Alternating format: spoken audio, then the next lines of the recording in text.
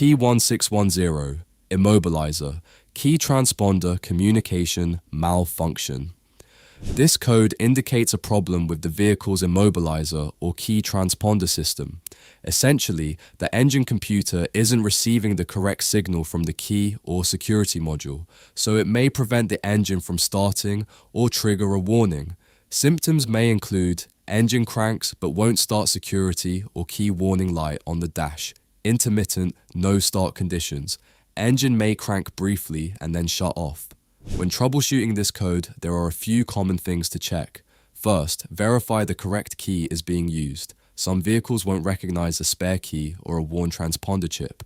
Second, inspect the immobilizer antenna, the ring around the ignition cylinder that reads the key, and its wiring. Make sure it's properly seated, not damaged, and the wiring is intact. Third, check the wiring and connectors between the immobilizer or security module and the engine computer. Look for loose connections, damaged wires, or corrosion that could disrupt communication. Fourth, test the key transponder and security module if possible. On many vehicles, a scan tool or dealer-level diagnostic tool can check if the key is recognized and if the module is sending the correct signals. Fifth, verify battery voltage and power to the modules. Low voltage can sometimes prevent proper immobilizer operation.